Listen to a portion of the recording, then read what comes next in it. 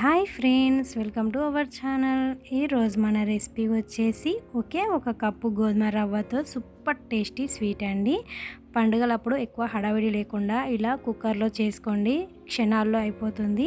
అంతే కదండి, పిల్లలు ఎప్పుడైనా అప్పటికప్పుడు స్వీట్ కావాలనుకుంటే కూడా ఇలా చేసి పెట్టవచ్చు. ఎవరైనా రిలేటివ్స్ వచ్చినా కానీ ఈ విధంగా చేసి పెట్టండి, సూపర్ ఉంటుంది. వీడియో అయితే ఎక్కడ స్కిప్ చేయకుండా ఎండ్ వరకు చూడండి.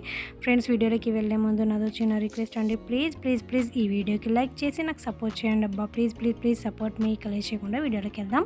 ముందుగా ఒక గిన్నెలో ఒక కప్పు వరకు గోధుమ రవ్వ తీసుకొని నీట్గా కడగాలండి. ఇందులో డస్ట్ ఉంటుంది కాబట్టి కొద్దిగా వాటర్ వేసుకొని నీట్గా కడిగారంటే మీద ఉన్న డస్ట్ అంతా తేలిపోతుంది.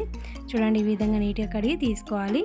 నెక్స్ట్ ఇక్కడ నేను ఒక హాఫ్ గ్లాస్ వరకు పెసరపప్పును తీసుకొని నీట్గా కడిగి ఒక 15 నిమిషాలు నానబెట్టుకున్నాను. దీన్ని పక్కకు తీసుకుందాం. నెక్స్ట్ కుక్కర్ తీసుకొని కుక్కర్లో పావు కప్పు వరకు నెయ్యి వేసుకోవాలండి. నెయ్యి వేడయ్యాక ఇందులో మనం ముందుగా నానబెట్టుకున్న పెసరపప్పు వేసుకొని ఒకసారి చక్కగా కలిసేలా కలుపుకోవాలి. ఇందులోనే మనం నీట్గా కడిగిన గోధుమ రవ్వను కూడా వేసుకొని 1 నిమిషం లేదా 2 నిమిషాలు లో ఫ్లేమ్లో మంచిగా ఫ్రై చేసుకోవాలి. ఇలా ఫ్రై చేసుకోవడం వలన మంచి కమ్మని వాసన వస్తుంది, ఆయన టేస్ట్ కూడా బాగుంటుందండి.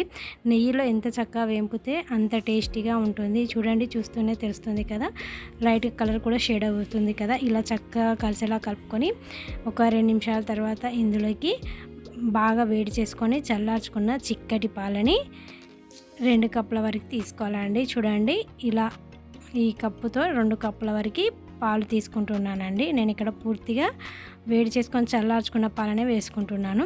2 కప్పుల పాలు వేసుకొని 1 కప్పు వరకు వాటర్ వేసుకొని చక్కగా కలిసేలా కలుపుకొని కుక్కర్ మీద మూత పెట్టి 3 విజిల్స్ వచ్చే వరకు కుక్ చేసుకోవాలి.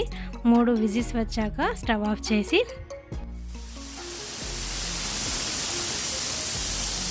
చూసారు కదా, విజిల్స్ వచ్చాయి కదా. ఇప్పుడు స్టవ్ ఆఫ్ చేసి ఇందులో ఉన్న ఆవిరి మొత్తం తీసేయాలి. ఆవిరి మొత్తం తీసేసాకే మూత తీసి చక్కగా కలిసేలా కలుపుకోవాలి. చూడండి, చక్కగా ఉడికింది కదా. ఇప్పుడు ఇందులోకి 1 కప్పు వరకు తురిమిన బెల్లం వేసుకోవాలి. 1 కప్పు గోధుమ రవ్వకి 1 కప్పు బెల్లం వేసుకొని చక్కగా కలిసేలా కలుపుకోవాలి. ఇందులోనే 1 టేబుల్ స్పూన్ వరకు ఇలాచీ పౌడర్ వేసుకొని కలుపుకొని మరో 2 టేబుల్ స్పూన్ల వరకు నెయ్యి వేసుకోండి. నెయ్యి ఎంత ఎక్కువ వేసుకుంటే ఈ స్వీట్ అంత టేస్టీగా ఉంటుంది. చూడండి, ఇలా నెయ్యి వేసుకొని చక్కగా కలిసేలా కలుపుకొని మరో 5 నిమిషాలు లో ఫ్లేమ్లో కుక్ చేసుకోవాలి. నెక్స్ట్ మరోవైపుకి కడాయి తీసుకొని 2 టేబుల్ స్పూన్ల వరకు నెయ్యి వేసుకొని ఇందులోకి ముందుగా నేను ఇక్కడ 2 టేబుల్ స్పూన్ల వరకు పచ్చి కొబ్బరిని చిన్న కట్ చేసుకొని వేసుకున్నానండి. ఇవి లైట్గా ఫ్రై అయ్యాక ఇందులోనే జీడిపప్పు, బాదం, కిస్మిస్, పిస్తా వేసుకుంటున్నానండి. వీటిని కూడా స్టవ్ లో ఫ్లేమ్లో తీసుకొని మరీ ఎక్కువ గోల్డ్ కలర్ కాకుండా లైట్ గోల్డ్ కలర్ వచ్చే వరకు ఫ్రై చేసుకోవాలి. చూడండి, ఈ విధంగా ఫ్రై చేసుకొని పక్కకు తీసుకోవాలి. నెక్స్ట్ చూడండి, నేను ఇక్కడ మంచి కలర్ కోసం కొద్దిగానే ఫుడ్ కలర్ వేసుకుంటున్నాను. ఫుడ్ కలర్ మాత్రం ఆప్షనలేనండి. ఏదో కలర్ కోసమని ఫుడ్ కలర్ వేసానండి. ఏం చేయను, వీడియోలో క్లారిటీగా కనిపించడం లేదని కొద్దిగా ఫుడ్ కలర్ యూజ్ చేశాను. మామూలుగానైతే ఫుడ్ కలర్ అస్సలు యూజ్ చేయనండి, మీరు కూడా యూజ్ చేయకండి.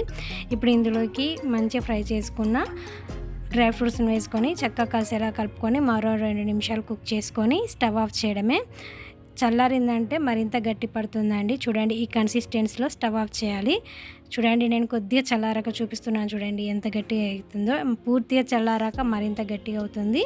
చూడండి, ఇలా పూర్తిగా చల్లారాక నేను ఒక గిన్నెలోకి సర్వ్ చేసుకుంటున్నాను. ఇలా గిన్నెలోకి వేసుకునే ముందు గిన్నెకి కొద్దిగా నెయ్యి అప్లై చేస్తే ఈజీగా పర్ఫెక్ట్గా కటోరా షేప్ వస్తుందండి. ఈ విధంగా వేసుకొని ఈక్వల్గా స్ప్రెడ్ చేసుకోవాలి. ఈ విధంగా స్ప్రెడ్ చేసుకొని దీని మీదకి ఒక మూత తీసుకొని రివర్స్ చేసుకొని నెమ్మదిగా ట్యాప్ చేయాలండి. 1 నిమిషం ట్యాప్ చేస్తే ఈజీగా రిమూవ్ అయిపోతుంది. చూడండి, ఈజీగా ఊడొచ్చేస్తుంది.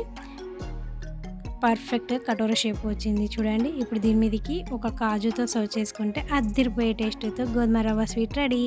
పిల్లలకి ఈ విధంగా చేసి పెట్టండి, చాలా అంటే చాలా లైక్ చేస్తారు. ఈసారి మీరు కూడా ఇలా ట్రై చేసి మీకు ఎలా కుదిరిందో మీ ఒపీనియన్ కమెంట్ బాక్స్లో కమెంట్ చేయండి. ఈరోజు మనం చేసుకున్న రెసిపీ మీకు నచ్చినట్లయితే ఏం చేయాలి, లైక్ చేయండి, మీ ఫ్రెండ్స్కి రిలేటివ్స్కి షేర్ చేయండి. మరిన్ని మంచి రెసిపీస్ కోసం మన ఛానల్ని సబ్స్క్రైబ్ చేసుకోండి. అలాగే పక్కనే ఉన్న బెల్ ఐకాన్ని క్లిక్ చేయండి. Please support me friends. Thank you for watching. Keep smiling and keep thinking. Bye bye.